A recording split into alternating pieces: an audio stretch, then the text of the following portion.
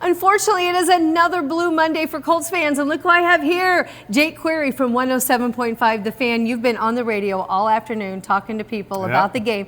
You have said to me that it's a better audience, it's a better show when we lose because fans are pretty fired up. They are, and people were fired up for sure. Right? Okay. About the officials. Can you blame that loss on the refs? I mean, yes and no. Obviously, that final drive where Houston got a score after the pass interference on Kenny Moore, it's kind of a phantom call. I mean, by the technicality of the law, Anne Marie, it might have been, a personal foul, but nonetheless, the reality is this. There were some really bad calls in that game, but they didn't go the Colts' way in terms of that. There were other plays that actually probably benefited Indianapolis, but you have the game there still with opportunity to win it, and the Colts did not make plays. I think at this point there's a legitimate concern about Daniel Jones, his lack of mobility because of that injury, and then also their inability to get Jonathan Taylor going and go back to what's been their bread and butter, which is running the football and salting games away. They again didn't do it, and now we're not at DEFCON 1, but we're at like DEFCON 2.5 probably. Things are getting concerning. Well, you got to convert. I mean, number one. And number two,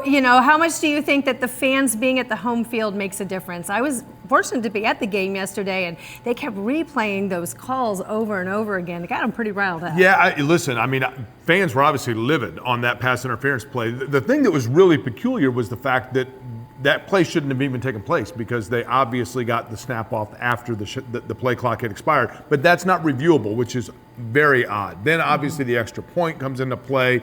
Again, it comes down to this, though. They had opportunities still, even with that, to get that game, to make plays, to certainly, offensively speaking, get themselves some separation over the course of the first half, and they never got offensive footing. So Daniel Jones and his inability right now to get outside the pocket, get comfortable, that's becoming a problem because they're becoming too defensively for other teams, too easy to figure out what to do to corral them on offense, and it's become a problem for them. All right, looking ahead for this week, if you're in charge of the Colts, if you're Coach Steichen, what do you do? Well, the thing I do is, I go back to Jonathan Taylor. Emery, I know I keep saying this, but Daniel Jones, what's made him a good quarterback is his ability to kind of extend plays. He can't do that now because of that leg injury. So you've got to go back to what's worked for you, and that is getting Jonathan Taylor involved. They've got to win in Jacksonville. It's been a tough place for them to play.